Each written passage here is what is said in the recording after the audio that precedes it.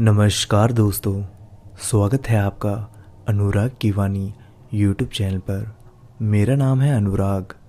आज मैं आप सभी के लिए लेकर आ गया हूँ कुछ सच्ची और डरावनी कहानियाँ। दोस्तों, कहानी को सुनने से पहले मैं आपको अपने दूसरे चैनल के बारे में बताना चाहता हूँ, जिसका नाम है हॉरर स्टोरीज बाय सागर। दोस्तों, आपको एक कहानी याद होगी, जिन ज्यादा और वो मासूम लड़की की कहानी, जिसको मैंने बीच में ही छोड़ दिया था। तो दोस्तों, मैं उस कहानी को कंटिन्यू कर रहा हूँ। काफ़ी दिन हो गए हैं, मैंने उसके 3-4 पार्ट ऑलरेडी अपलोड कर दिए हैं अपने दूसरे चैनल पर। तो दोस्तों, मैंने उस चैनल का लिंक डिस्क्रिप्शन में डाल दिया है, जाकर चैनल को सब्सक्राइब करो। और अगर जिन ज़्यादा और वो मासूम लड़की की कहानी सुननी है तो आप उस चैनल पर जाकर सुन सकते हैं। तो दोस्तों, बिना देरी करे आज की कहानी को सुनते हैं। हेडफोन्स लगाइए और इस कहानी को अपनी आंखों के सामने इमेजिन करके सुनिएगा। जंगल के बीच एक खंडर सी हवेली को इन्होंने अपनी फिल्म की शूटिंग के लिए चुना था। यहाँ एक फिल्म भूतिया सिनेमा की शूटिंग चल रही थी। उन्हें यहाँ आए 3 दिन हो चुके थे और सारा काम वैसा ही हो रहा था जैसे प्लान किया गया था। उस दिन शूटिंग के बाद शाम को हवेली की छत पर रूही, जो इस फिल्म की नायिका थी, वीर फिल्म का हीरो और संकेत एक सहायक अभिनेता के साथ बैठी हुई थी। तीनों हाथ में कॉफी मग थामे बैठे थे। रूही कुछ उदास सी लग रही थी। क्या बात है रूही, कुछ परेशान सी लग रही हो? वीर ने पूछा। नहीं, ऐसी तो कोई बात नहीं, वो दूर कहीं सुनने में घूरती हुई बोली। देखो, मौसम कितना अच्छा है, चलो कहीं घूम कर आते हैं, तुम्हारा मूड भी अच्छा हो जाएगा। जब वीर ने कहा तो रूही ने उसकी बात मान ली। तुम दोनों जाओ, मैं लव बर्ड्स के बीच में कबाब की हड्डी नहीं बनना चाहता, यह कहकर संकेत वहां से चला गया। मुझे उसकी यही बात अच्छी नहीं लगती, बिना सिर पैर का मजाक करता है, कहकर रूही तेजी से सीढ़ियों से नीचे उतरने लगी। अब वो दोनों हवेली से चलते चलते कुछ दूर आ गए थे। देखो, वो एक चबूतरा है, चलो वहां बैठते हैं, वीर बोला। दोनों वहां पहुंचे। ये किसी की कब्र तो नहीं? उसे चारों ओर से घूमकर देखती हुई रूही बोली। तुम भी ना रूही, कुछ भी बोलती हो, ये कब्र कैसे हो सकती है? देखो, इस पर तो कोई नाम भी नहीं लिखा है और ये जमीन से कितनी ऊपर है। यह कहकर वीर उछलकर उस पर चढ़कर बैठ गया और रूही को भी सहारा देकर ऊपर खींच लिया। कौन जाने किस जगह किसकी कब्र बननी है। बस ये शूटिंग खत्म हो जाए, फिर मैं सदा सदा के लिए इस फिल्मी दुनिया को अलविदा कर दूंगी। वो उदास होकर बोली। लेकिन क्यों? अभी तो तुम्हारे सारे सितारे बुलंदियों पर हैं, नाम, इज्जत, शौहरत। फिर तुम अपने ही हाथों अपनी किस्मत को ठोकर क्यों मारना चाहती हो? मेरी किस्मत? वो जोर से हंसी। होठों की मुस्कुराहट को आंखों में छलक आए आंसुओं ने एक पल में फीका कर दिया था। जानता हूं तुमने इनकार किया है, पर क्या एक दोस्त होने के नाते भी मैं तुम्हारी तकलीफ नहीं बांट सकता? या फिर तुम मुझे अपने दोस्तों में शामिल करने लायक भी नहीं समझती? ऐसा मत बोलो वीर, तुम जानते हो मैं तुम्हारा कितना सम्मान करती हूँ। मुझे कुछ वक्त दो, मैं सब बता दूंगी। कुछ देर वहां रुककर वो दोनों वापस आ गए। रात हो गई थी, सब अपने कमरे में चले गए। सुबह आगे की शूटिंग के लिए सेटअप तैयार था, सब वहां आ चुके थे, बस रूही का ही इंतजार था। बहुत देर तक जब वो नहीं आई तो एक क्रू मेंबर को उसे बुला लाने के लिए कमरे में भेजा गया। कुछ देर बाद वो लौटा और बोला, मैडम तो अपने कमरे में नहीं है। क्या? सब एक साथ चौंके। फिर तो पूरा दिन उसकी तलाश में ही निकल गया, पर वो कहीं ना मिली। उदास परेशान सा वीर उसी जगह पर बैठा था जहां वो कल शाम रूही के साथ बैठा था। तभी किसी ने उसके कंधे पर हाथ रखा।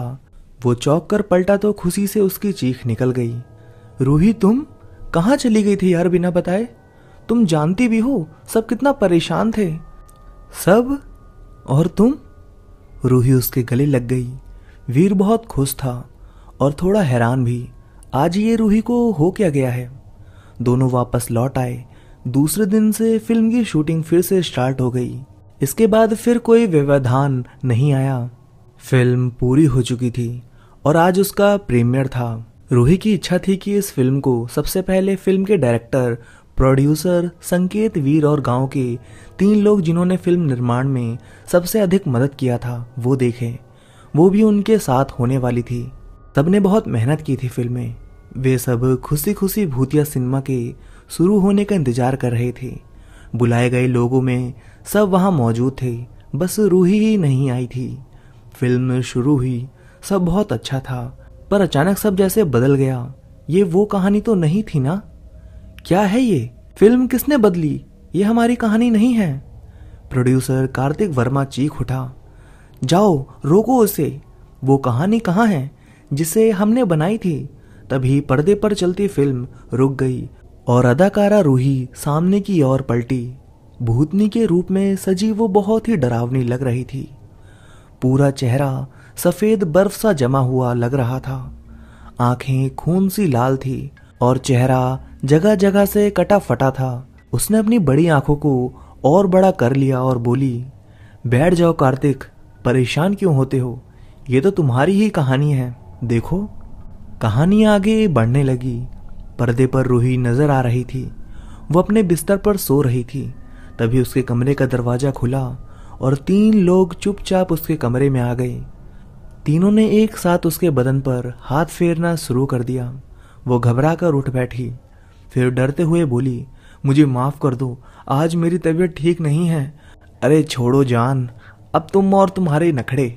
मैं झूठ नहीं बोल रही, सुबह से तबीयत ठीक नहीं है मेरी। पेट में दर्द है। मुझे ऐसा लग रहा है जैसे आई एम प्रेग्नेंट। क्या बकवास कर रही हो? ऐसा कैसे हो सकता है? कार्तिक बोला, अरे बचने के लिए झूठ बोल रही है यार। इसके ये रोज रोज के नखड़ों ने दिमाग खराब कर रखा है। और उन लोकल गुंडों का क्या होगा जिसे तुमने अभी यहाँ बुलाया है? ये फिल्म डायरेक्टर सुबोध पंडित की आवाज थी। क्या कहा? तुम मुझे गुंडों के हवाले करने वाले हो? नहीं, तुम सब ऐसा नहीं कर सकते। वो रोते हुए बोली, देखो रूही, सालों से जो हम अपनी हर फिल्म की शूटिंग यहाँ आराम से कर पाते हैं ना, ये उनकी ही मेहरबानी है। तुम जानती हो ना, अगर हम ये फिल्म सिटी में पूरी करते तो कितना खर्च आता। अब जब वो लोग बिना किसी स्वार्थ के हमारे लिए इतना कर रहे हैं, तो क्या हम उनकी छोटी सी ख्वाहिश पूरी नहीं कर सकते? अरे क्या मांगा है बेचारों ने? बस इतना ही तो कि एक रात के लिए फिल्म की हीरोइन को उनके हवाले कर दे। ये नसीहत देने वाला संकेत था। बहुत हुआ, अब तुम सब मुझे सिर्फ एक वीडियो के नाम पर नहीं डरा सकते जिसे तुमने मेरी बेहोशी की हालत में बनाया है। यह कहकर उसने कार्तिक को लात मारी और वहां से निकल भागी। अब वो हवेली से निकलकर जंगल में दौड़ रही थी। हवसी दानव उसके पीछे पड़े थे। अचानक वो एक पत्थर से टकराई और गिर पड़ी। तीनों उसके पास पहुंच गए और उसे मजबूती से जकड़ लिया। फिर फोन करके उन गुंडों को वहीं बुला लिया और दरिंदों से टकराते टकराते हार मान ली। वो बच्चा जो अभी अभी अस्तित्व में आ रहा था, लाल रक्त के रूप में जमीन पर बह रहा था। रूही की आंखें पथराई हुई सी थी। जब नशा उतरा और दरिंदों को होश आया तो दरिंदे डर गए। ये तो मर गई, संकेत डर कर बोला। देखो वो ऊंचा चबूतरा, उसका ढक्कन उठाकर इसे वहीं डाल देते हैं। थोड़ा खोजबीन के बाद कह देंगे शायद वो अपने गांव लौट गई। सबने उसका ढक्कन हटाकर उसे अंदर डाल दिया और वापस बंद कर दिया। कुछ देर बाद कब्र के भीतर रूही ने आंखें खोली। खोलो खोलो, मैं जिंदा हूं, मुझे बाहर निकालो, वो चिल्लाई, पर वहां उसकी सुनने वाला कोई नहीं था। भीषण दर्द और हवा की कमी ने धीरे धीरे उसकी सांसें रोक दी। अब वो खुद को बहुत हल्का महसूस कर रही थी। अब बंद दरवाजा उसे रोक ना पाया और वो उसी चबूतरे के ऊपर बैठी सिसकती रही। शाम को जब वीर वहां आया तो उसके साथ वो वापस हवेली में चली आई अपना बदला लेने। उस रात फिर से तीनों उसके कमरे में आए थे। अभी वो उसकी ओर बढ़ रहे थे, तभी कमरे में एक तेज तूफान आया। वहां की चीजें उड़ उड़कर उनसे टकराने लगी। फिर ऐसा लगा जैसे कोई उनका सिर पकड़कर दीवार से टकरा रहा है। वो तीनों इतने खौफ से डर गए कि फिर दोबारा उधर जाने की हिम्मत नहीं की।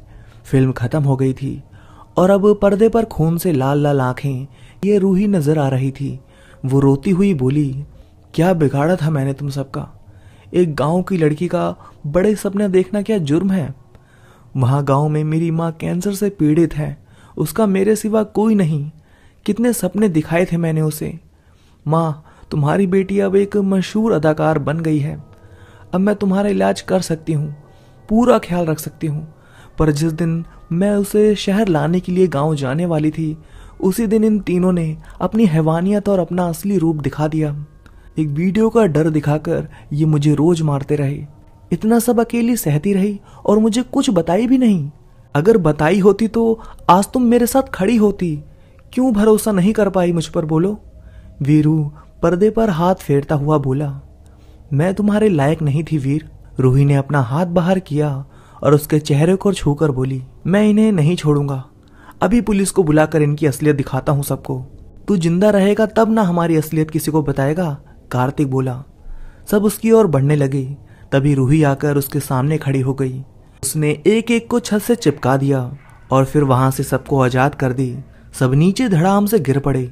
अब वो हवा में लहराते एक दूसरे से टकरा रहे थे, चीख रहे थे, चिल्ला रहे थे। आज वो सब उसके आगे गिड़गिड़ा रहे थे, अपनी हर गलती की माफी मांग रहे थे। माफी? वो जोर से हंसी। तभी एक बच्चे के रोने की आवाज वहां गूंजने लगी। लाल लाल आंखों से खून बहाती अब वो हवा में खड़ी थी। हवा का वेग तेज हो उठा था। वो बिना रुके सबको छत से चिपकाकर फिर नीचे जमीन पर तब तक पटकती रही जब तक उनके सबके प्राण नहीं निकल गए। अब वहां पूरी तरह शांति थी। नम आंखों से वीर से विदा लेकर रूही अपनी दुनिया में जा रही थी। रुक जाओ रूही, मत जाओ, वीर रोता हुआ बोलता है। अतीत मिटने के बाद ही तो भविष्य का निर्माण होगा ना वीर। क्या तुम चाहते हो सदा मैं भूत के अंधेरों में ही जकड़ी रहूं? नहीं, मैं ऐसा नहीं चाहता। तो फिर मुझे जाने दो। किसने सोचा था एक भूतिया फिल्म की कहानी बनाने निकले लोग खुद एक दिन भूत बनकर रह जाएंगे और जिनकी अपनी कहानी ही सदा सदा के लिए खो जाएगी। हम फिर मिलेंगे, यह कहकर रूही दूर जा चुकी थी। भूतिया सिनेमा फिल्म को दोबारा चलाने की कोशिश की गई पर वहां कोई कहानी ही नहीं थी। तो दोस्तों, आपको यह कहानी कैसी लगी कमेंट करके जरूर बताइएगा। तो चलिए दोस्तों, आप सुनते हैं आज की दूसरी कहानी। क्या सच में वो किताब शापित थी? क्या सच में ऐसा होता है कि जो उस किताब को पढ़ ले वो किताब उसकी जिंदगी ही बदल देती है? उस किताब में ऐसा क्या था जो दूसरे के लिए श्राप बन जाता था? ज्योति को बचपन से ही पढ़ने का बहुत शौक था, इसलिए उसकी माँ अवंतिका ने उसे कोठे के माहौल से दूर ही रखा था और खूब पढ़ाया। आज वो MBA करके वापस आई है और अब अपने उज्जवल भविष्य के सपने देख रही है। अवंतिका को उसका वापस आना बिल्कुल भी पसंद नहीं आया और वो चाहती है कि जितना जल्दी हो ज्योति इस गंदे माहौल से निकल जाए। रात का समय है और ज्योति ने सभी को अपनी लगने वाली नौकरी का बताया। अवंतिका बहुत खुश है कि चलो अब उसकी बेटी भी पैरों पर खड़ी हो जाएगी और इस नरक भरी दुनिया से हमेशा के लिए दूर हो जाएगी। लेकिन अगर कोई खुश नहीं है तो वो है मंदाताई, उस कोठे की मुखिया। वो कभी नहीं चाहती थी कि ज्योति कभी पढ़े लिखे। वो चाहती थी कि अवंतिका की जगह अब ज्योति ले ले। लेकिन ये ज्योति की किस्मत थी जो आज इस दलदल से बाहर निकलने वाली है। जल्द ही ज्योति लखनऊ से दिल्ली अपनी नई नौकरी के लिए चली गई। जल्द ही ज्योति लखनऊ से दिल्ली अपनी नई नौकरी के लिए चली जाएगी, इसलिए उसकी माँ अवंतिका उसके जाने की तैयारियों में लगी हुई है। ज्योति को हमेशा किताबें पढ़ने का शौक रहा है, इसलिए आए दिन वो पुरानी पुरानी किताबें निकाल कर पढ़ती रहती है। रात के 8 बजे हैं और अवंतिका ज्योति को कहती है, ज्योति बेटा, मेरे घुंघरू टूट गए हैं और अभी फिलहाल कोई नया जोड़ा भी नहीं है। महफिल सजानी है तो स्टोर रूम में बहुत से पुराने जोड़े रखे होंगे, लाकर दे दो जरा। ज्योति कहती है, जी माँ, लाती हूँ। बस कुछ दिन और आप इस महफिल को और सजा लीजिए, फिर आप और मैं हमेशा के लिए चले जाएंगे ये दुनिया छोड़कर। ये कहकर वो स्टोर रूम चली जाती है और घुंघरू उठाने लगती है। वहाँ से जैसे ही वो घुंघरू लेकर आने लगती है कि तभी उसकी नज़र एक किताब पर जाती है।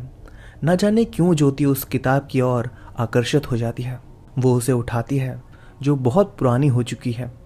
देखती है कि उस किताब का बाहर का कवर पुराना हो चुका है, लेकिन अंदर से वो किताब बिल्कुल नई है। ज्योति को इस बात की बहुत हैरानी होती है कि जो किताब बाहर से सदियों पुरानी लग रही है वो अंदर से इतनी नई कैसे पड़ी है। ज्योति उस किताब को उठाती है और अपने कमरे में लेकर आ जाती है। रात के 10 बजे हैं और ज्योति उस किताब को पढ़ना शुरू कर देती है। वो किताब एक परियों की दुनिया पर आधारित है। किताब को पढ़ते ही ज्योति भी अब बदल चुकी है। रात के अब 11 बजे हैं और महफिल चल रही है कि तभी वहां पर ज्योति नर्तकी के कपड़ों में घुंघरू पहनकर आ जाती है और नाचना शुरू कर देती है। अवंतिका और बाकी सभी नाचने वाली आज पहली बार उसे नाचते हुए देख रहे थे, लेकिन ये क्या, मंदाताई उसके नाच से भयभीत क्यों हो रही थी। मंदाताई को उसका नाच जाना पहचाना लग रहा था। लगातार नाचते नाचते ज्योति गिरकर बेहोश हो जाती है और अवंतिका और नाचने वालियों के साथ मिलकर उसे कमरे में ले जाती है और डॉक्टर को बुलाकर उसके जख्मी पैरों की पट्टी करवाती है। ज्योति के पास बैठे हुए ही न जाने कब अवंतिका की आंख लग जाती है। अब रात के 2 बजे हैं और अचानक से ज्योति अपनी आंखें खोलती है। उसकी आंखें बहुत बड़ी बड़ी हो गई हैं और आंखों में खून उतर आया है, बाल बिखरे हुए हैं और अचानक से वो उठ जाती है। बाहर कुत्तों के रोने की आवाज आ रही है और झिंगुर भी बोल रहे हैं। ज्योति चलते चलते बाहर तक आ जाती है और देखती है कि मोहन नाम का एक बूढ़ा चौकीदार गहरी नींद में सो रहा है। उसको देखते ही वो जोर जोर से हंसने लगती है और वो वहीं से अपने एक हाथ को लंबा करके उसे गर्दन से उठा लेती है। मोहन तड़प रहा है और खुद को बचाने की कोशिश कर रहा है, लेकिन ज्योति आज बहुत भयानक रूप ले चुकी है और कुछ ही देर में उसकी गर्दन धड़ से अलग करके उसे मार देती है। इस समय वो ज्योति नहीं बल्कि एक चलती फिरती लाश लग रही है। वो भयानक रात ना जाने अभी कितनों को मौत के घाट उतारने वाली है। ज्योति उसे मारकर जोर जोर से हंस रही थी और कह रही है, हा, मैं वापस आ गई हूं, अब तुम सबको मरना ही होगा। अब ज्योति चल पड़ती है एक नाचने वाले के कमरे की ओर जिसका नाम मेघना है। वो वहां जाकर जोर जोर से दरवाजा खटखटाने लगती है। अचानक से दरवाजे की आवाज सुनकर मेघना भी उड़ जाती है और दरवाजा खोलती है। सामने देखती है तो ज्योति खड़ी है और उसका रूम भी बहुत भयानक लग रहा है। उसके लंबे बाल खुले हैं जो हवा में हिलते हुए बहुत भयानक लग रहे हैं। उसकी आंखें सफेद हो चुकी हैं और मेघना को घूर रही हैं। मेघना उसे देखकर थर थर कांपने लगती है। वो अब कांपती हुई आवाज में पूछती है, कौन हो तुम? अब ज्योति कहती है, मैं वही हूं जिसे तुमने गला दबाकर मारा था, पहचाना नहीं क्या? अब मेघना कहती है, कौन? अंजलि? ये बात सुनते ही ज्योति जोर जोर से एक बार फिर हंसने लगती है और कहती है, सही पहचाना तूने, मैं आ गई हूं वापस तुम सभी का सर्वनाश करने। ये कहकर वो मेघना की तरफ बढ़ रही है और मेघना चिल्ला रही है, छोड़ दो मुझे, माफ कर दो, प्लीज छोड़ दो मुझे। लेकिन ज्योति को अब उस पर बिल्कुल भी तरस नहीं आता है और वो धीरे धीरे उसकी तरफ बढ़ने लगती है। अब वो उसे भी गर्दन से उठाकर धड़ से उसकी गर्दन अलग कर देती है। एक बार फिर वो चल पड़ती है अपने एक नए शिकार की ओर। लेकिन तभी सुबह के 4 बज जाते हैं और ज्योति भी वहीं आंगन में बेहोश हो जाती है। सभी सुबह उठते हैं और देखते हैं कि कोठे पर 2 लोगों का खून हो चुका है और ज्योति भी बेहोश पड़ी है। ज्योति के बेहोश होने की वजह से किसी का भी शक उस पर नहीं जाता है और पुलिस को बुलाया जाता है। केस अब शुरू हो जाता है। दिन में अवंतिका ज्योति से रात को महफिल में नाच करने का पूछती है, पर ज्योति तो सब कुछ भूल चुकी है। दिन भर ज्योति उस किताब को सीने से लगाए रखती है तो अवंतिका उससे उस किताब के बारे में पूछती है। ज्योति बताती है कि ये किताब उसे उसकी एक सहेली पूजा ने दी है। अवंतिका भी अब आने वाले ग्राहकों में व्यस्त हो जाती है। शाम के समय जब अवंतिका उस कमरे में आती है तो देखती है कि ज्योति उसी किताब को सीने से लगाए हुए सो रही है। अवंतिका धीरे से उस किताब को उसकी बाजुओं में से निकालती है और खोलकर देखती है तो उस पर जो नाम लिखा होता है उसे देखते ही वो डर के मारे कांपने लगती है। उस पर किसी और का नहीं बल्कि अंजलि लिखा होता है। ये नाम पढ़ते ही अवंतिका थर थर कांपने लगती है और उस किताब को लेकर जाने लगती है। लेकिन तभी ज्योति की आंख खुल जाती है और वो एक ही झटके में वो किताब छीन लेती है। अब ज्योति कहती है, खबरदार जो मेरी किताब को हाथ भी लगाया। अवंतिका कुछ नहीं कहती और चुपचाप वहां से चली जाती है। अब एक बार फिर रात हो चुकी है और ज्योति ने फिर से भयानक रूप ले लिया है। रात के 12 बजे हैं और ज्योति इस बार निकल पड़ी है मंदा ताई के कमरे की ओर। आज अमावस की काली भयानक रात है। चारों ओर घना अंधेरा फैला हुआ है। कुत्तों के रोने की आवाज चारों दिशाओं में गूंज रही है। अब ज्योति जाकर मंदा ताई का दरवाजा खटखटाती है। दरवाजे की आवाज से मंदा ताई उठ जाती है और आकर दरवाजा खोलती है। सामने देखती हैं तो ज्योति एक बहुत भयानक रूप में खड़ी है। उसके भयानक रूप को देखकर मंदा ताई डर जाती हैं और कांपती हुई आवाज में पूछती है, कौन हो तुम? अब ज्योति जोर जोर से हंसने लगती है और कहती है, मैं वही अंजलि जिसे सिर्फ एक किताब पढ़ने के लिए तूने, मोहन और मेघना ने बेरहमी से गला दबाकर मारा था। मेरा कसूर सिर्फ इतना था कि मैं नहीं जानती थी कोठों के नियम। मैं भूल गई थी कि वो समय ग्राहकों को खुश करने का है, ना कि किताब पढ़ने का। क्या कसूर था मेरा? यही कि मुझे सिर्फ किताबें पढ़ने का शौक था। सिर्फ इतना ही कहा था कि किताब पढ़कर ग्राहक के पास चली जाऊंगी। सिर्फ इतनी सी बात पर गुस्से में आकर तूने, मेघना और मोहन ने इतनी बड़ी सजा दी कि मेरा गला दबाकर मुझे मार दिया। उसी समय मेरी आत्मा उसी किताब में समा गई और वो साधारण सी किताब एक शापित किताब बन गई है। अब जब ज्योति ने उसे पढ़ना शुरू किया तो मैं अब उस किताब में से निकलकर इसी के शरीर में समा गई। ये सब बताकर ज्योति मतलब अंजलि उसे भी गर्दन से पकड़कर मार देती है। उसका सिर भी धड़ से बेरहमी सी अलग कर देती है। अब सब शांत हो चुका था। तभी वहां पर किताब लेकर अवंतिका आ जाती है और कहती है, अब तो मेरी बेटी का शरीर छोड़कर वापस इसी शापित किताब में आ जाओ। अंजलि कहती है, ठीक है मैं आ रही हूँ, लेकिन ये किताब कोई साधारण किताब नहीं बल्कि मेरे द्वारा शापित किताब है और जब तक ये किताब रहेगी मुझे भी मुक्ति नहीं मिल पाएगी। इस किताब को अब शापित किताब ना रहने दो। इस किताब को जलाकर इसका अंत करो जिससे मुझे भी मुक्ति मिल सके। ये सब कहकर अंजलि ज्योति का शरीर छोड़कर वापस उसी किताब में चली जाती है और अवंतिका अगले ही दिन एक बड़ा हवन करवाकर उस शापित किताब को अग्नि में डाल देती है। किताब के नष्ट होते ही अंजलि को भी मुक्ति मिल जाती है। अब ज्योति अगले ही दिन अपनी माँ अवंतिका को उस दलदल से निकालकर हमेशा के लिए चली जाती है। तो दोस्तों कहानी बस यहीं तक थी। तो आपको दोनों कहानी कैसी लगी कमेंट करके जरूर बताइएगा। तो चलिए दोस्तों आज की तीसरी कहानी सुनते हैं। एक बड़ी सी मकड़ी मेरी ओर आ रही थी कि तभी मेरी आंख खुल गई। कितना डरावना सपना था। लग रहा था कि जैसे सब वास्तविक हो। रिमझिम ने कहा। उसके चेहरे पर जो भाव मैं देख रही थी उसी से एहसास हो रहा था कि वो कितना डर गई होगी। मीनल ने कहा, यार तू डिस्कवरी ना देखकर सोया कर। जिस एज में लोग अपने क्रश के सपने देखते हैं तू सांप बिच्छू के सपने देखती है। और वो हंस दी। वो शायद उसके दिमाग से सपने का डर निकालना चाहती थी। मीनल और रिमझिम दोनों साथ ही रहते हैं। दोनों ही जॉब में हैं। मीनल स्कूल में और रिमझिम बैंक में। मीनल हॉस्टल में नहीं रहना चाहती थी।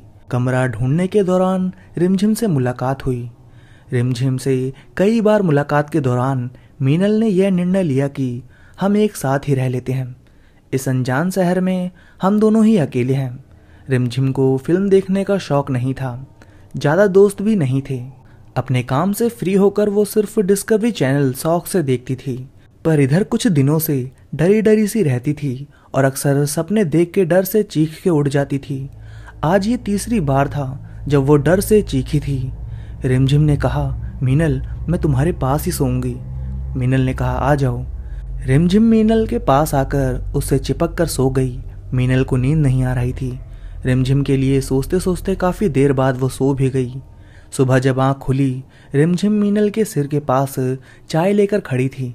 रिमझिम ने मुस्कुराते हुए कहा, गुड मॉर्निंग डियर।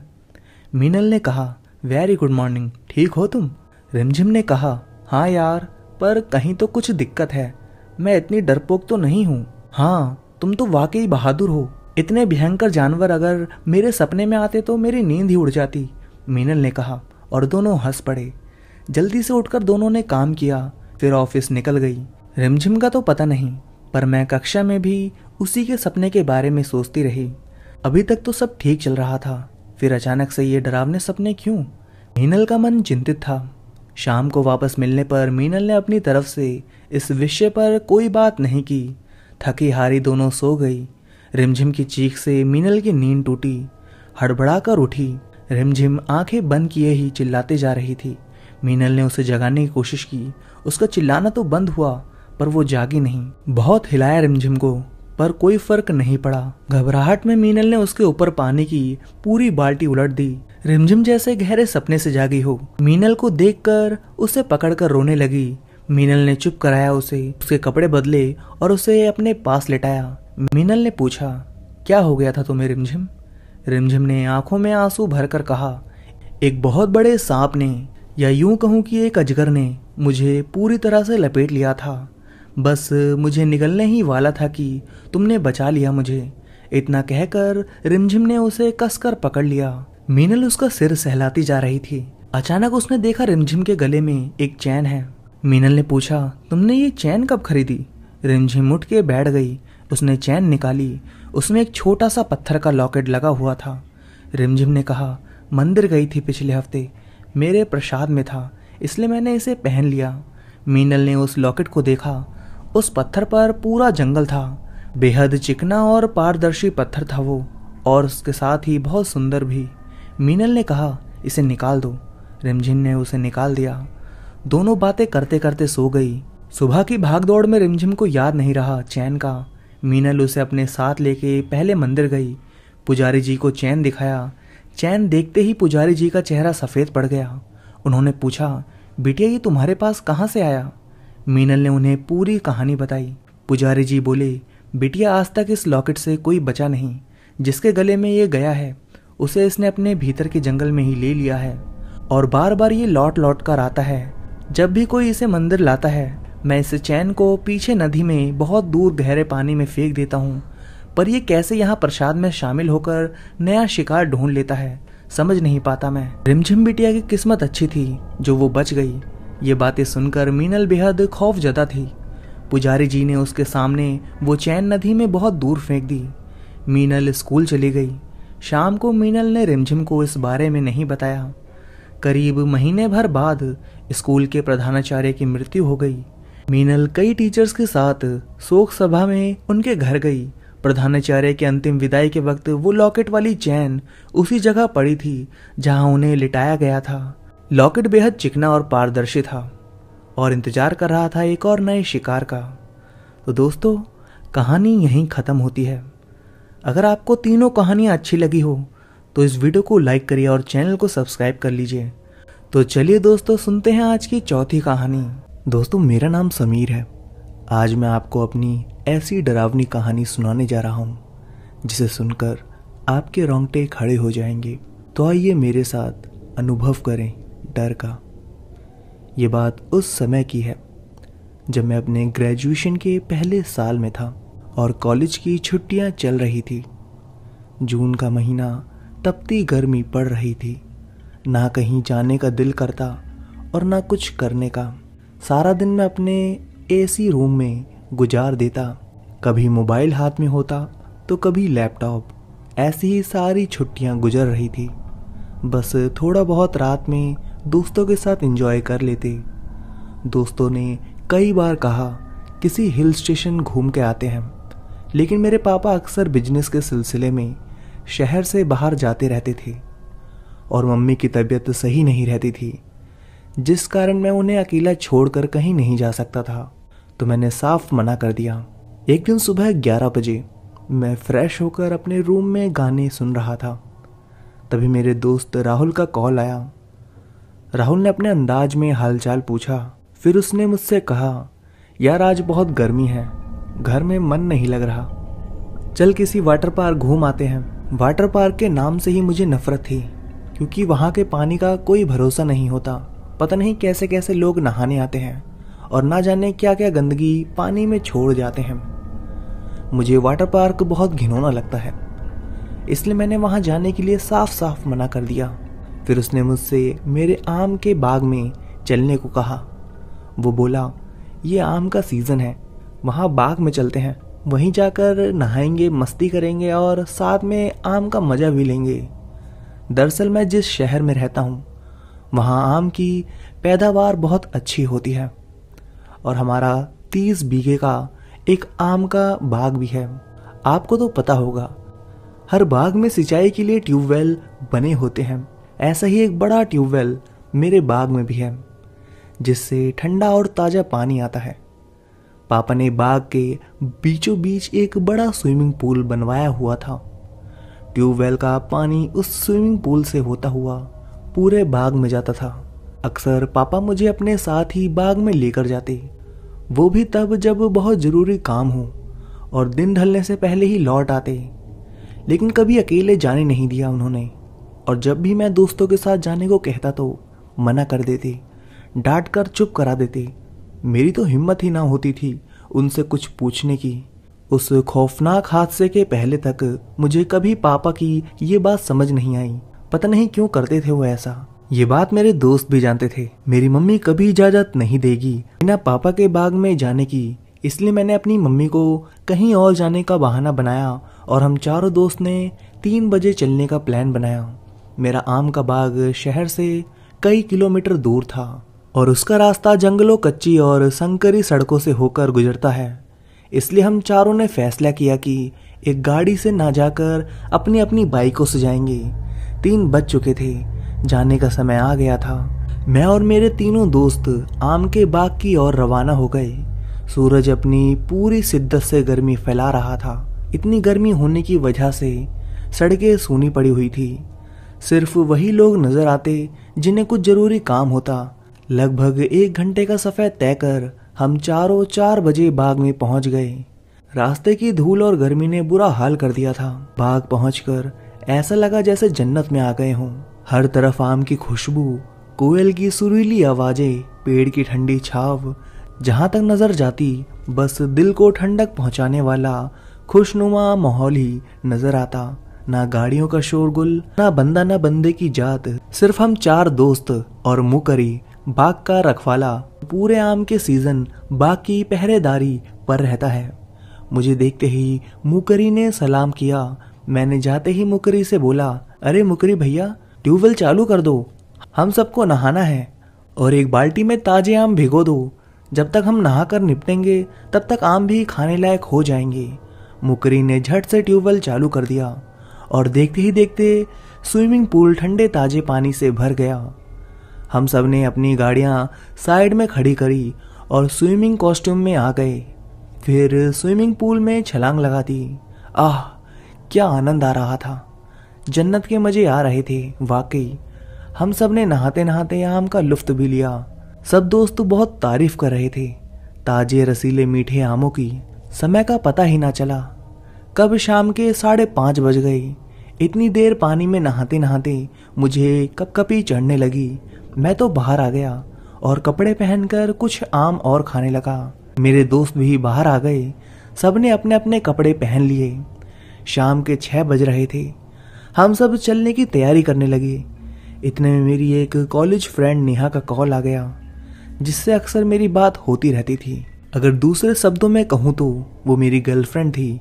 अगर मेरे दोस्तों को पता चल जाता कि नेहा का कॉल है तो वो मुझे बहुत तंग करते और बात नहीं करने देते।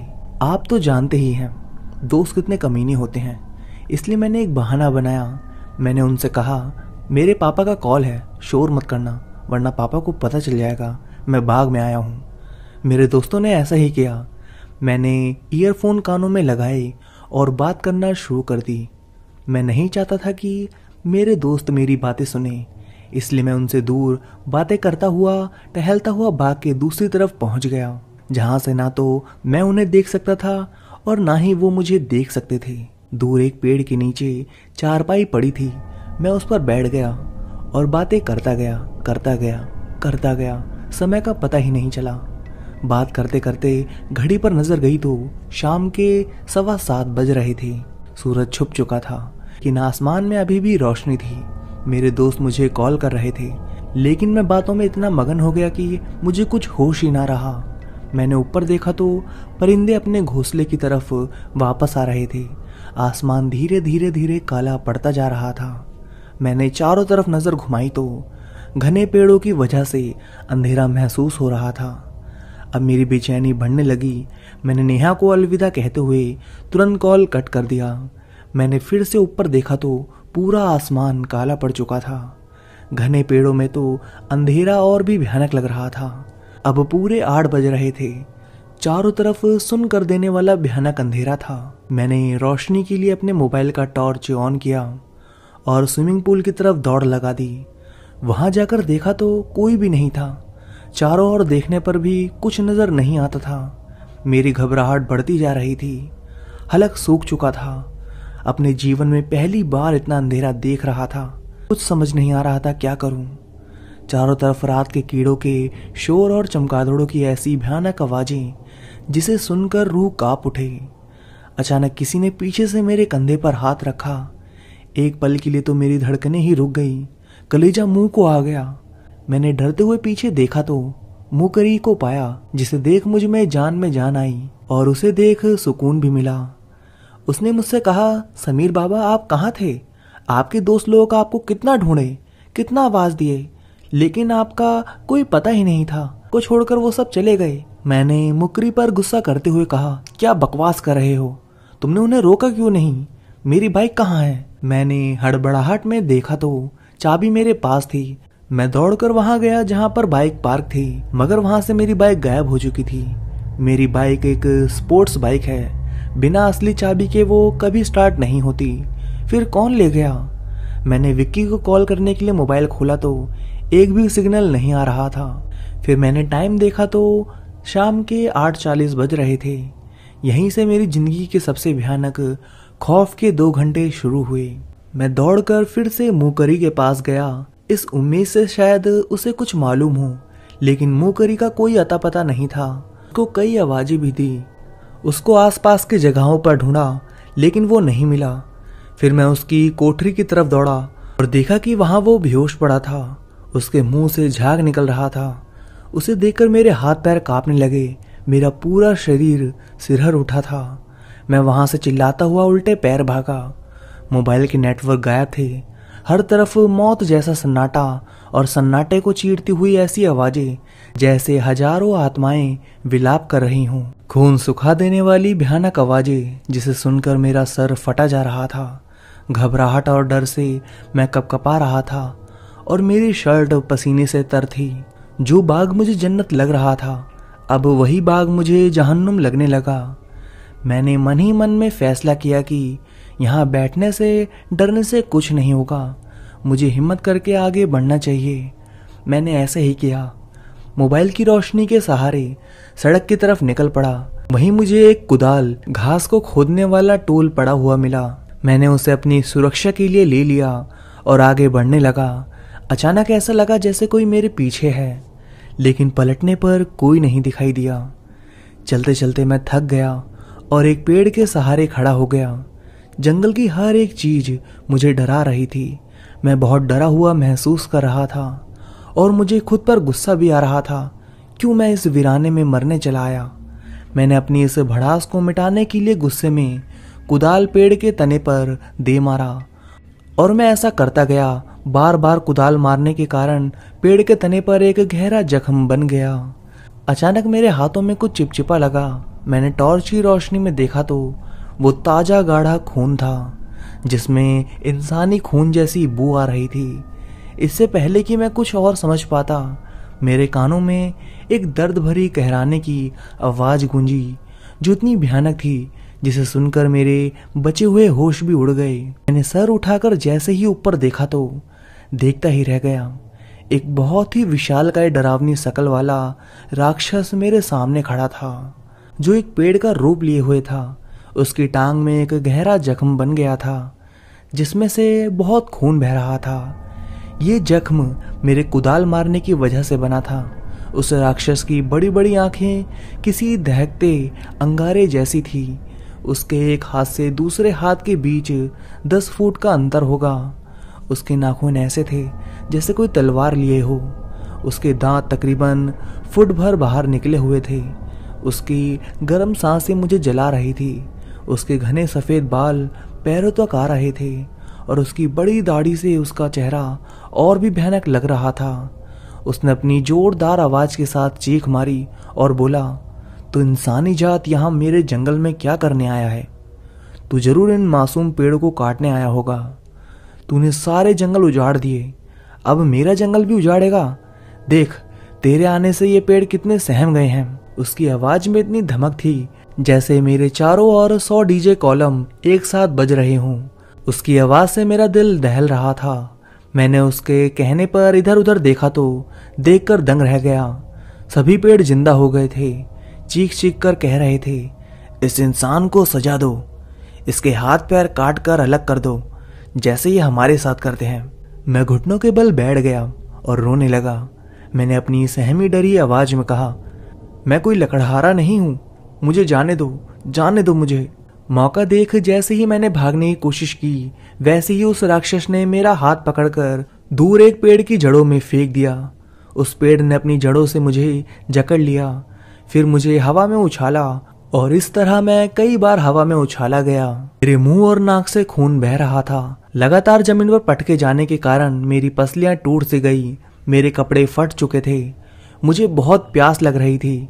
फिर किसी बड़े पेड़ ने मुझे बहुत तेज हवा में उछाला। इस बार मैं जमीन से टकराकर दूर जा गिरा और बेशुद्ध हो गया।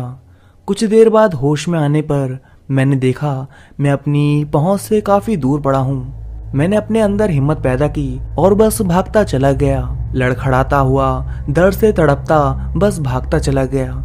अचानक मैं एक तेज रफ्तार बाइक से जा टकराया। उसकी तेज रोशनी मेरी आंखों को चौंधिया रही थी। मेरी हिम्मत जवाब दे चुकी थी। बाइक से टकराने के बाद मेरी बची हुई हिम्मत भी खत्म हो गई और मैं मुंह के बल जमीन पर गिर पड़ा। अगली सुबह जब मेरी आंख खुली तो मैं अस्पताल के बेड पर था।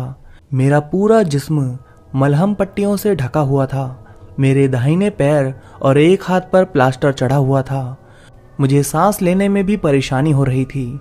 सारे दोस्त और परिवार वाले मुझे घेरे हुए थे। सबकी आंखें नम थी। पापा मेरे पास ही बैठे थे। उन्होंने मुझसे कहा, बेटा तुम मुझसे पूछते थे ना, मैंने आज तक तुम्हें अकेले क्यों नहीं जाने दिया। जंगल में बिताए इन खौफ के 2 घंटों ने तुम्हें तुम्हारे सारे सवालों के जवाब दे दिए होंगे। अब तुम्हें पता चल गया होगा मैं तुम्हें क्यों रोकता था, क्यों मना करता था अकेले जाने से। बेटा वो बाग शापित है। वहां एक फॉरेस्ट ऑफिसर की आत्मा निवास करती है जिसे लकड़ी तस्करों ने मार दिया था। तब से आज तक उसकी आत्मा वहां भटकती रहती है और अकेले इंसान को देख उसे मार देती है। तुम किस्मत वाले थे, जिंदा बचकर आ गए। मुझे उम्मीद है तुम मेरी बात समझ गए होंगे। खैर बेटा, इसलिए तो कहते हैं बड़ों की बातों को कभी नजरअंदाज नहीं करना चाहिए। इतना कहकर पापा ने मेरे माथे को चूमा और बाहर चले गए। आज उस घटना को 5 साल से ज्यादा हो गए हैं, फिर भी मैं पूरी तरह ठीक नहीं हो पाया हूँ। मैं आज भी पूरी तरह से झुक नहीं सकता। मेरा दाहिना हाथ बेकार हो चुका है। मैंने जिंदगी के बहुत सारे घंटे जिए हैं और आगे भी जीऊंगा, लेकिन वो खौफ के 2 घंटे चाहकर भी कभी भूल नहीं पाऊंगा। तो दोस्तों, कहानी कैसी लगी कमेंट करके जरूर बताइए। तो चलिए अब सुनते हैं आज की दूसरी कहानी। प्यार इंसान को फरिश्ता भी बना देता है और रंग से राजा भी। किसी की सच्ची मोहब्बत मिल जाए तो इंसान आसानी से अपनी मंजिल पा लेता है। प्यार बहुत कुछ सुधारता है, लेकिन अगर प्यार सच्चा हो तो, अगर प्यार सुधार सकता है तो प्यार बिगाड़ भी सकता है। जी हाँ, सही सुना आपने। अगर किसी की सच्ची मोहब्बत एक जानवर को इंसान बना सकती है तो एक चोट खाए हुए आशिक को इंसान से पिशाच भी बना सकती है। आज प्रिया अपनी एक नई दुनिया में कदम रखने जा रही है। वो दुनिया है कॉलेज की दुनिया। जी, प्रिया ने आज उसी कॉलेज में दाखिला लिया है जिसमें उसकी माँ पढ़ती थी। बचपन से ही प्रिया उसी कॉलेज में पढ़ना चाहती थी और आज जब उसका दाखिला हो भी गया तो वो चल पड़ी थी दिल्ली से देहरादून के सफर पर। सुबह की चली हुई प्रिया रात तक ही देहरादून पहुंच जाती है। माँ बाप और भाई कुछ दिनों के लिए लंदन गए हैं, इसलिए आज उसे अकेले ही सफर करके आना पड़ा है। वो भी पहली बार बस से उतरते हुए रात हो जाती है और कोई टैक्सी ना मिलने पर वो सुनसान रास्ते पर पैदल ही चलने लगती है। कॉलेज का हॉस्टल अभी काफ़ी दूर है और अब रात भी काफ़ी हो चुकी है।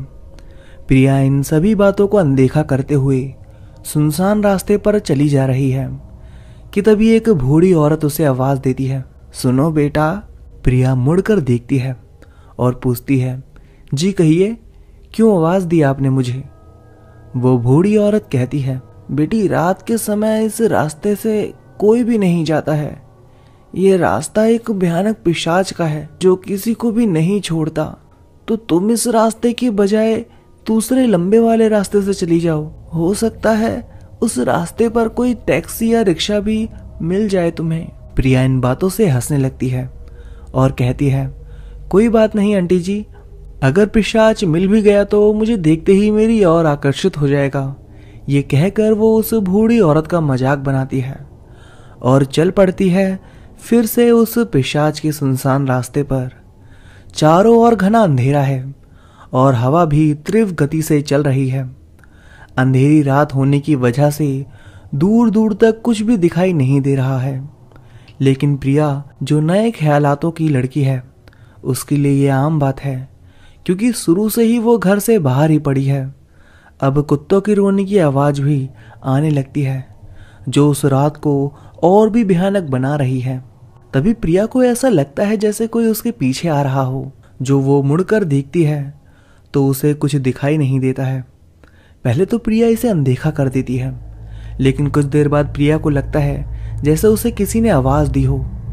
प्रिया चारों ओर देखती है, लेकिन उसे अभी भी कुछ दिखाई नहीं देता है। अब प्रिया को अपनी गलती का एहसास होता है कि शायद उसने इस रास्ते से आकर गलती कर दी है, लेकिन अभी कोई और रास्ता भी नहीं था सिवाय वहां से निकलने के। अब उसे चारों ओर से अजीब अजीब आवाजें आने लगती हैं और सियारों के रोने की आवाजें भी आने लगती है।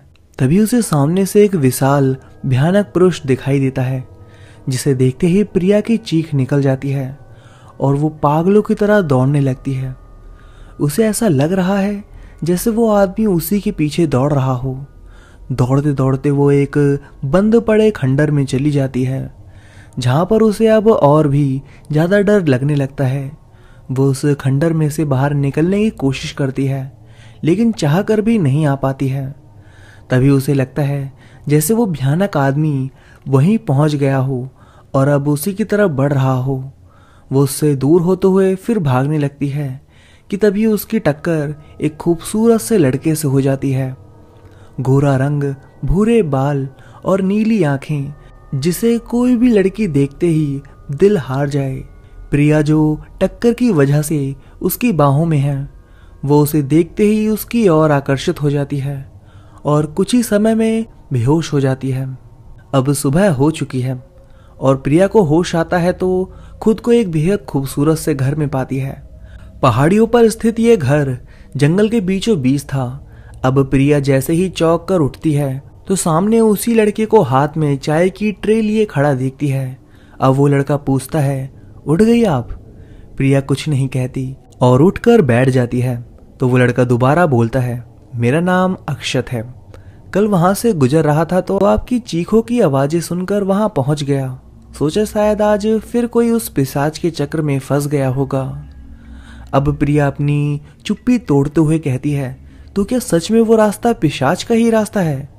अक्षत कहता है, जी हाँ, आपने सही सुना बिल्कुल। उस रास्ते से रात के समय कोई नहीं जाता है, क्योंकि वो सिर्फ पिशाच का रास्ता है। मैं भी इसलिए ही गया क्योंकि मेरे गले में सदैव यह अभिमंत्रित धागा है जो मेरी उस पिशाच से रक्षा करता है। लेकिन एक बात समझ नहीं आई कि आप उस सुनसान रास्ते पर इतनी रात को कर क्या रही थी? अक्षत पूछता है। प्रिया उसे कहती है, मेरा नाम प्रिया है। ये कहकर वो अब उसे सारी बात बताती है और यह भी बताती है कि कैसे एक भयानक आदमी कल उसके पीछे पड़ा था। ये बात सुनते ही अक्षत उसे कहता है, मैडम वो आदमी नहीं बल्कि खुद एक पिशाच था जो आपके पीछे पड़ा था। वो तो समय पर मैं पहुंच गया और कुछ सीखी हुई विधाएं काम आ गई जो आपको बचाकर यहाँ ले आया। प्रिया पिशाच वाली बात सुनकर बहुत डर जाती है और डर की वजह से उसकी आवाज उसके हलक में ही अटक जाती है। अब अक्षत के साथ ही वो तैयार होकर वो अपने हॉस्टल चली जाती है। धीरे धीरे मुलाकातों का सिलसिला शुरू हो जाता है और दोनों ही एक दूसरे से प्रेम करने लगते हैं। प्रिया को जब भी मौका मिलता है वो अपने हॉस्टल से झूठ बोलकर जाती है और सारी सारी रात अक्षत के साथ उसके घर पर ही बिताती है। अब इस तरह से दोनों के रिश्तों को 2 साल बीत जाते हैं और अब एक दिन प्रिया के माँ बाप वहाँ उससे मिलने आते हैं। प्रिया की माँ, जिसका नाम सोनिया है, वो कहती हैं, प्रिया, मैं और तुम्हारे पापा यहाँ किसी खास मकसद से आए हैं। वो ये है कि हमने तुम्हारे लिए एक लड़का पसंद कर लिया है। प्रिया ये बात सुनते ही हैरान हो जाती है और उन्हें अपने और अक्षत के बारे में बता देती है। प्रिया के पापा विशाल और माँ सोनिया दोनों ही ये बात सुनकर बहुत खुश होते हैं कि उनकी बेटी ने अपना जीवन साथी चुन लिया है।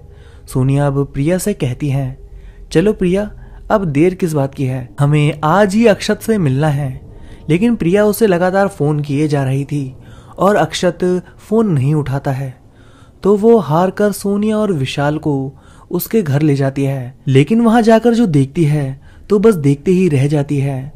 वहां कोई घर नहीं है, बल्कि एक भयानक सा खंडर है। प्रिया पागलों की तरह उसी भयानक खंडर में अक्षत को आवाजें लगा रही है। अक्षत, कहाँ हो तुम? आवाजें लगाते लगाते वो बेहोश हो जाती है और सोनिया विशाल मिलकर उसे सीधे हॉस्पिटल में ले जाते हैं। अब 2 दिनों बाद जब प्रिया को होश आता है तो देखती है कि वो एक हॉस्पिटल के कमरे में है। उसके माँ बाप उसके करीब ही खड़े हैं। अब वो प्रिया को बताते हैं कि कोई अक्षत नहीं है। अगर होता तो तुम्हारे किसी दोस्त को तो दिखता कभी। हमने तुम्हारे सभी दोस्तों से पूछ लिया, लेकिन सभी ने यही कहा कि तुम पिछले 2 सालों से उस खंडर में अकेले घूमने जाती हो। कोई फोन नहीं आता, लेकिन ऐसे दिखाती हो जैसे किसी से बातें कर रही हो। कोई भी कभी भी तुमसे मिलने नहीं आया है। प्रिया भी अब हिम्मत हार चुकी है और वो कहती है, ठीक है माँ, आप जैसा कह रही हैं मैं मान लेती हूँ, बस मुझे अब घर जाना है। सोनिया कहती है, अब रात हो चुकी है, सुबह होते ही हम सब यहाँ से हमेशा हमेशा के लिए चल देंगे। लेकिन आज की रात तो कयामत की रात थी प्रिया के लिए। रात के 12 बज रहे थे और सभी हॉस्पिटल में सो रहे हैं कि तभी प्रिया के फोन पर बेल बजती है। प्रिया देखती है कि एक बार फिर अक्षत का फोन आ रहा है। प्रिया बेसब्री से फोन उठाती है और कहती है, मैं जानती थी कि तुम कोई सपना नहीं हो सकते, तुम बस मेरे जीवन की हकीकत ही हो सकते हो। अक्षत उधर से कहता है, प्रिया, मैं अभी इसी वक्त तुमसे मिलना चाहता हूँ। क्या आज आखिरी बार मुझसे मिलने मेरे घर पर आओगी? उसके बाद हम एक हो जाएंगे ताकि फिर कोई हमें एक दूसरे से जुदा ना कर पाए। प्रिया भी चुपचाप उठकर पागलों की तरह जंगल की ओर दौड़ पड़ती है। तेज हवाएं चल रही हैं, बादल भी गरज रहे हैं। जंगल में से बहुत से जानवरों की रोने की आवाज आ रही है। चमगादड़ भी भयानक रूप में घूम रहे हैं और ऐसे भयानक मौसम में प्रिया अक्षत के घर पर पहुंच जाती है और उसे देखते ही उसके गले लग जाती है। उसके जाते ही सोनिया और विशाल की नींद खुल जाती है और वो भी अपनी बेटी को बचाने उसी जंगल की ओर कार लेकर चल देते हैं। दूसरी तरफ प्रिया अक्षत की बाहों में खोई हुई है और अब अक्षत उसे कहता है, प्रिया, आज मैं तुम्हें हमेशा हमेशा के लिए अपने साथ ले जाऊंगा अपनी दुनिया में। तभी वहां पर सोनिया और विशाल आ जाते हैं और प्रिया को एक पिशाच की बाहों में देखते हैं। सोनिया प्रिया से कहती है, प्रिया, दूर हटो उस पिशाच से, ये एक भयानक पिशाच है। प्रिया कहती है, नहीं माँ, ये आप क्या कह रही हैं? ये कोई पिशाच नहीं बल्कि मेरा अक्षत है। सोनिया फिर चिल्लाती है, प्रिया, ये वही पिशाच है जिसकी दहशत इस रास्ते में फैली रहती है, तुम चलो मेरे साथ। अब प्रिया फिर से कहती है, नहीं माँ, मैं नहीं जाऊंगी, चाहे मेरा अक्षत इंसान हो या पिशाच, मैं उसे कभी नहीं छोड़ूंगी। सोनिया उसे कहती है, तुम पागल हो गई हो क्या? ध्यान से देखो, जिसे तुम एक खूबसूरत सा घर समझ रही हो वो एक खंडर के सिवा और कुछ नहीं है। अब प्रिया को कुछ होश आता है और वो चारों ओर देखती है कि वो एक खंडर में एक भयानक से पिशाच की बाहों में खड़ी है। अब पिशाच प्रिया को अपनी बाहों में और भी कसकर जकड़ लेता है और कहता है, प्रिया, मैं तुम्हारे बिना नहीं रह सकता, अब मुझे छोड़कर मत जाओ। ये सच है कि मैं एक पिशाच हूँ, लेकिन तुमसे बेपनाह प्यार करने लगा हूँ। अब सोनिया आगे आती है और कहती है, मेरे रहते हुए तुम मेरी बेटी को कभी नहीं पा सकेगा। अब वो पिशाच जोर जोर से हंसने लगता है और कहता है, मेरी सोनी, तुझे नहीं पा सकता तो क्या, लेकिन तेरी बेटी को आज पा ही लूंगा। सोनी नाम सुनते ही सोनिया का दिमाग घूमने लगता है और वो कांपती हुई आवाज में पूछती है, कौन हो तुम? मेरा ये नाम कैसे जानते हो? अब पिशाच आगे आता है और कहता है, मैं वही हूँ, अक्षय, तुम्हारा अक्षय, जिसे तुमने किसी समय में सिर्फ पैसे के लिए ठुकरा दिया था और इस अमीर विशाल से शादी कर ली थी। मैं तो तभी जहर खाकर मर गया था, लेकिन फिर एक अघोरी ने अपने स्वार्थ के लिए मेरे शरीर में तंत्र मंत्र से नकारात्मक ऊर्जा स्थापित की और मुझे एक पिशाच बना दिया। अब वो पिशाच फिर से बताता है, मैं सालों तक उस अघोरी का गुलाम बनकर उसके कार्य सिद्ध करता रहा, लेकिन फिर जब मेरी स्वयं की शक्तियां बढ़ गई तो आज मैं उसे मारकर एक स्वतंत्र पिशाच बन गया और इस रास्ते से आने वाले हर एक इंसान का खून पीने लगा। सोनिया उसकी बात सुनकर हैरान हो रही थी। अब वो पूछती है, तो क्या तुमने मेरे जाते ही आत्महत्या कर ली थी? अब पिशाच आगे की बात बताता है, मैं हर रात एक इंसान का खून पीने लगा, लेकिन फिर मुझे तुम्हारी बेटी दिखी। उसे देखते ही मुझे तुम याद आ गई। फिर मैंने ये फैसला कर लिया कि चाहे कुछ भी हो जाए, मैं तुम्हारी बेटी को पाकर ही रहूंगा। अब सोनिया को अपने किए पर बहुत पछतावा होता है और वो पिशाच के आगे गिड़गिड़ाने लगती है। अब वो उससे उसकी बेटी की जिंदगी की भीख मांगती है। अब प्रिया कहती है, नहीं माँ, आप कुछ मत कहिए, मैं सच में अक्षत से सच्चा प्यार करने लगी हूँ। अब चाहे वो एक पिशाच ही क्यों ना हो, मैं उसके साथ जाने के वो तैयार हूँ। ये कहकर वो अपने अक्षत मतलब उस पिशाच को गले लगाकर कहती है, चलो ले चलो मुझे अपनी दुनिया में, मुझे सिर्फ तुम चाहिए। वो पिशाच कहता है, सोच लो प्रिया, अगर तुम चाहो तो यहाँ रुक सकती हो, क्योंकि मैं अब तुम्हें सच में चाहने लगा हूँ। प्रिया कहती है, नहीं, मुझे तुम्हारे साथ ही चलना है, जहाँ तुम चलोगे मैं साथ ही रहूंगी। देखना, फिर एक साथ दोनों मुक्ति पाकर नया जन्म लेंगे और एक हो जाएंगे। अब सोनिया उसे देखती रह जाती है और प्रिया अपने प्रेमी पिशाच के साथ एक धुएं में गायब हो जाती है। पिशाच उसे अपनी शक्तियों के द्वारा अपने जैसा बनाकर हमेशा के लिए इस जहां से दूर मुक्ति के मार्ग में ले जाता है। सोनिया ने जो बेवफाई कभी अक्षय के साथ की थी, आज उसके कर्म उसके आगे आए हैं और आज उसने इसी वजह से हमेशा के लिए अपनी बेटी को खो दिया है। आज की कहानी है फातिमा नाम की एक लड़की की, जिन्होंने अपनी कहानी मुझे व्हाट्सएप के माध्यम से शेयर की है। आप लोग भी अगर मुझे अपनी कहानी भेजना चाहते हैं तो स्क्रीन पर दिखाई दिए गए व्हाट्सएप नंबर और इंस्टाग्राम आईडी पर आप मुझे अपनी कहानी भेज सकते हैं। तो दोस्तों, बिना समय बर्बाद किए कहानी को शुरू करते हैं। तो हेडफोन्स लगाइए और इस कहानी को अपनी आंखों के सामने इमेजिन करके सुनिएगा। अब मैं आपको कहानी फातिमा जी के पॉइंट ऑफ व्यू से सुनाऊंगा। मेरा नाम फातिमा है। मैं बिहार के एक छोटे से गांव की रहने वाली हूं। यह बात उन दिनों की है जब मेरी उम्र 26 साल थी और मेरे घर में मेरी शादी के लिए लड़के ढूंढे जा रहे थे। बहुत लोग मेरे अम्मी अब्बू से कहते थे कि तुम्हारी बेटी की उम्र 26 साल हो गई है, इसकी जल्द से जल्द शादी कर दो, वरना जैसे जैसे इसकी उम्र बढ़ती जा रही है, आने वाले वक्त में कोई भी उससे शादी नहीं करेगा। तभी अम्मी अब्बू ने जल्द से जल्द मेरी शादी के लिए लड़का ढूंढना स्टार्ट कर दिया। उन्होंने हर रिश्तेदार को फ़ोन करके मेरी शादी के लिए लड़का ढूंढने के लिए बात की। सबने मेरे अब्बू को कह दिया कि हम ढूंढ लेंगे और इसके साथ ही मेरे अम्मी अब्बू दोनों भी इधर उधर देख रहे थे कि हमारी ही बिरादरी का कोई अच्छा खासा कमाने वाला लड़का मिल जाए। फिर एक दिन मेरे अब्बू के पास मेरे नाना का फ़ोन आता है कि फातिमा के लिए एक अच्छा लड़का ढूंढ लिया है मैंने, तुम जल्द से जल्द कल की ट्रेन पकड़कर फ़ौरन यहाँ आ जाओ। मेरे नाना 100 किलोमीटर दूर दूसरे डिस्ट्रिक्ट में रहते थे। मेरे अब्बू ने यह बात मेरी अम्मी को बताई और खुश होकर मेरी अम्मी अब्बू से बोली कि फ़ौरन स्टेशन जाकर तत्काल टिकट करवा लो, हम कल ही निकलते हैं और जैसे ही तत्काल टिकट मिल जाए फ़ौरन ही फातिमा के नाना को फ़ोन करो और लड़के वालों को परसों को मिलने के लिए बुला लो।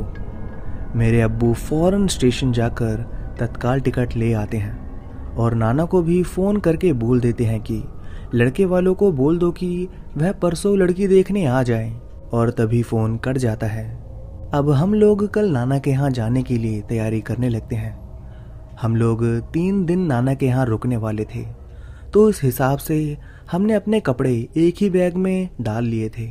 जब हम लोग अगले दिन नाना के यहाँ पहुँचे तो घर में घुसते ही मैंने सबसे पहले अपने नाना और नानी के पैर छुए और उसके बाद मैंने अपने मामा के भी पैर छुए। आप लोगों को थोड़ा अटपटा लग रहा होगा कि मुसलमानों में पैर नहीं छुए जाते, पर दोस्तों यह काफ़ी पुरानी बात है। तब हम लोग भी हिंदू भाइयों बहनों की तरह ही अपने से बड़ों के पैर छू लिया करते थे और उसके साथ ही सलाम दुआ भी कर लिया करते थे, और इसमें कोई बुरी बात भी नहीं है। पर एक चीज़ थी, जब मैं अपने मामा के पैर छू रही थी तो उन्होंने अपना हाथ मेरे पीठ पर रखा, जो मुझे अजीब लगा क्योंकि वह मुझे अजीब ढंग से छू रहे थे। उनका छूना मुझे अच्छा नहीं लगा। मैं फ़ौरन ही ऊपर उठ गई और सलाम दुआ करके कमरे के अंदर आ गई। तभी मेरे नाना ने अब्बू से और मामा से कहा कि कल लड़के वाले आ रहे हैं, उनके खाने पीने का इंतज़ाम करना पड़ेगा, तो जाकर जल्द से जल्द सामान लेकर आओ जो मैं बता रहा हूँ। फिर तुरंत ही नाश्ता वगैरह करके 1 घंटे बाद मेरे अब्बू और मेरे मामा सामान लेने के लिए बाहर चले गए। फिर अब अगले दिन लड़के वाले आए और उन लोगों को मैं पसंद आ गई, और मुझे भी वह लड़का जिससे मेरी शादी होने वाली थी, मुझे भी वह पसंद आ गया। फिर उसी रात मेरे नाना को लड़के वालों की तरफ से एक फ़ोन आता है कि हम लोग फिर से फातिमा को देखने आएंगे, पर अब की बार हम लोग फातिमा के ही घर पर देखने जाएंगे, यानी कि दोस्तों मेरे घर में। अभी तो लड़के वालों ने मुझे मेरे नाना के घर पर देखा था, पर अब वह लोग मुझे मेरे खुद के घर पर देखने आने वाले थे, वह भी 5 दिन बाद, और इसके साथ ही उनके साथ कुछ रिश्तेदार भी आने वाले थे जो मुझे एक बार फिर से देखने वाले थे। पर दोस्तों एक बात, इन्हीं 3 दिनों के बीच में मेरे नाना के घर पर मेरे साथ कुछ ऐसा हो रहा था जो मेरे अम्मी अब्बू को नहीं पता था। मैंने कैसे कैसे यह सब झेला वह मैं ही जानती हूँ। इस बारे में मैं आपको कहानी में आगे चलकर बताऊंगी। फिलहाल अब हम लोग नाना के घर से अपने घर वापस आ गए थे। जिस दिन हम लोग घर पहुंचे उसके अगले दिन ही मेरे अब्बू बोले कि हम लोगों को अपना घर पेंट करवा लेना चाहिए, क्योंकि लड़के वाले अपनी पूरी फैमिली के साथ आ रहे हैं। मेरे अम्मी अब्बू तो फुल ऑन बिजी थे लड़के वालों का स्वागत करने के लिए।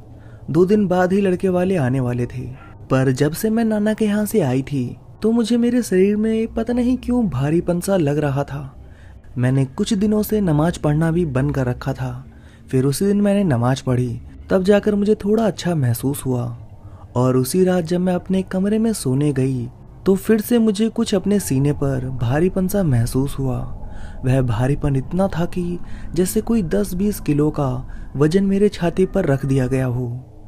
इतना सब होने के बाद मैंने तुरंत ही कुरान की कुछ आयतें पढ़ना शुरू कर दी। फिर लगभग 10 से 15 मिनट बाद तब जाकर मुझे कुछ राहत मिली। फिर मैं आराम से सो गई।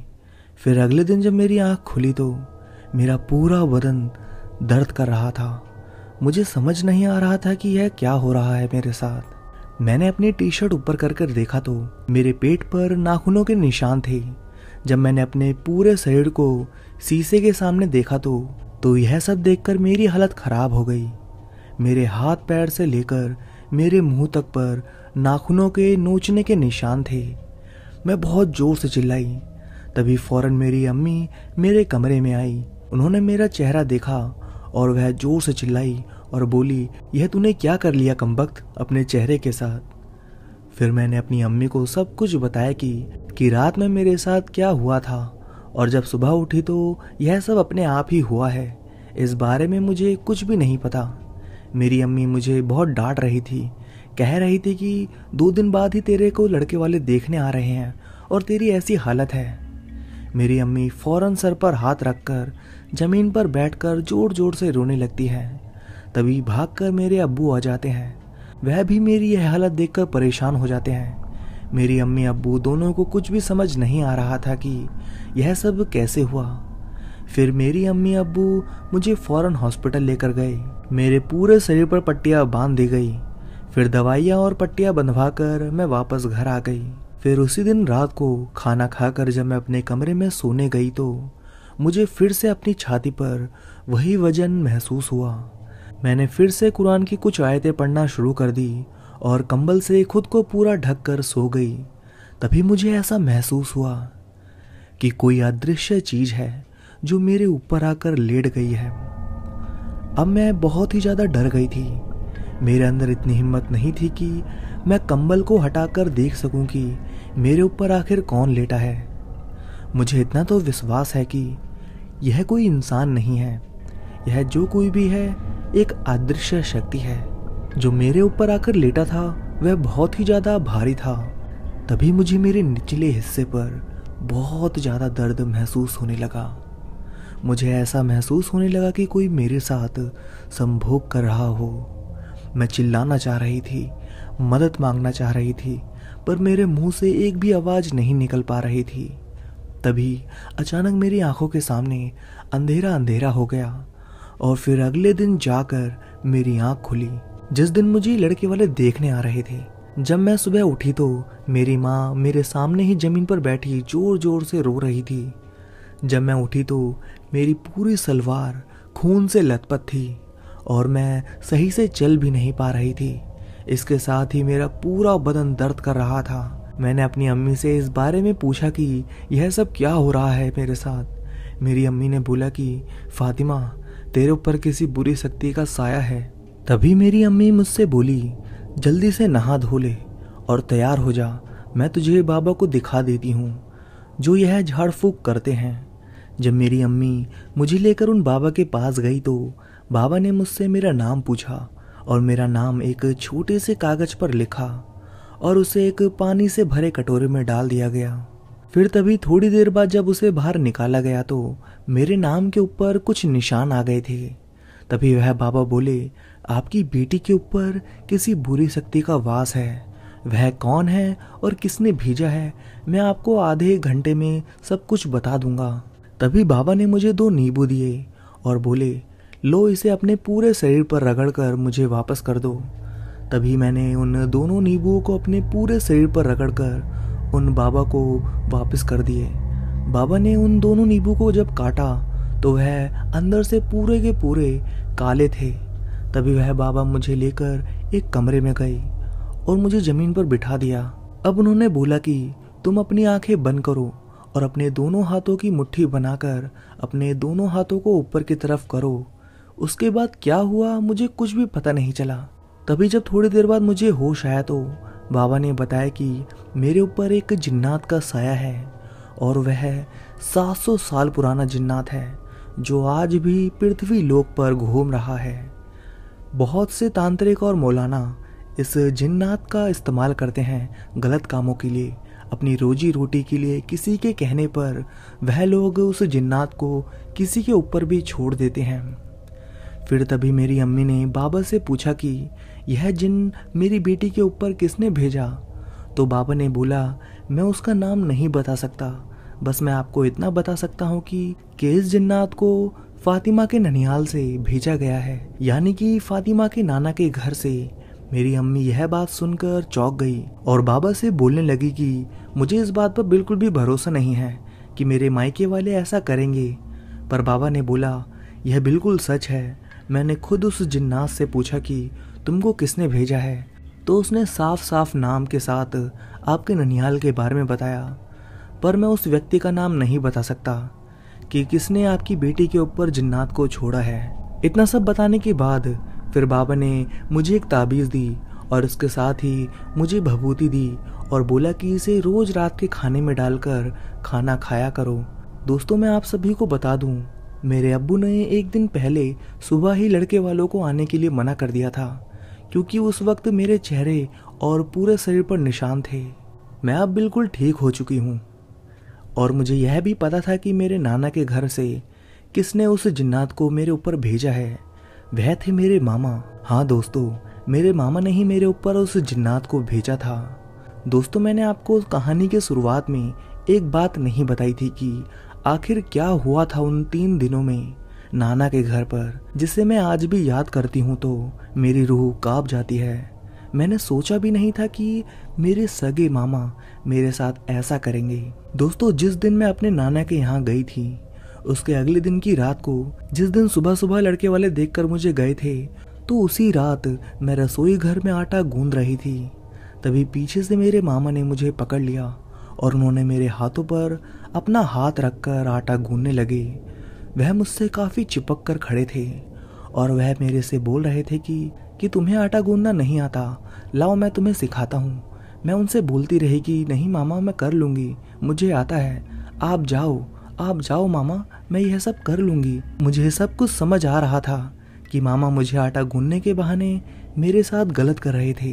तभी थोड़ी देर बाद मामा मेरे कान में बोले, फातिमा, तुम यह शादी मत करो ना, मुझे तुम बहुत अच्छी लगती हो, चलो हम दोनों भाग चलते हैं कहीं, मेरे पास बहुत पैसा है, मैं तुम्हें बहुत खुश रखूंगा।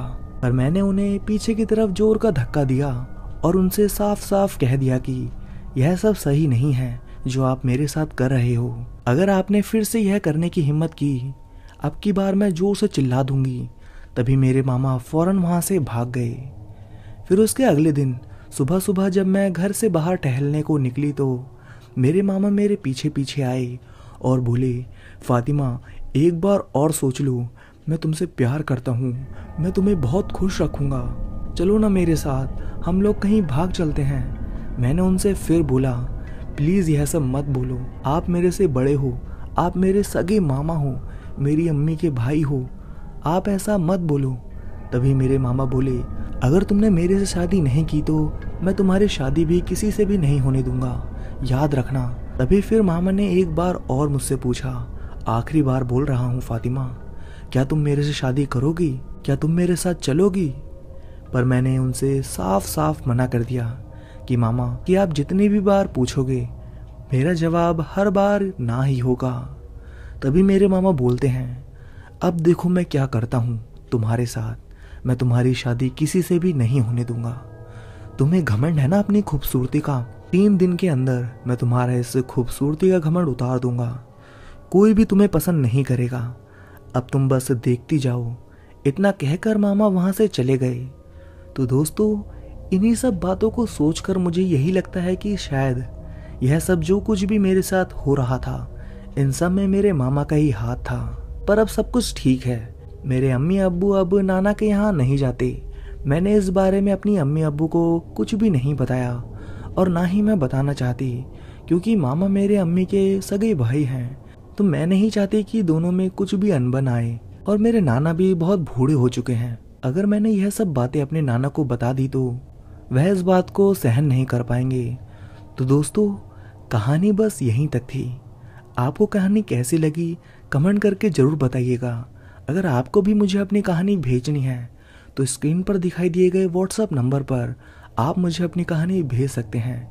अगर वीडियो अच्छी लगी हो तो इस वीडियो को लाइक करिए और कमेंट करके बताइए आपको कहानी कैसी लगी। तो अब मैं आप सभी से मिलता हूँ नेक्स्ट वीडियो में, तब तक के लिए धन्यवाद दोस्तों।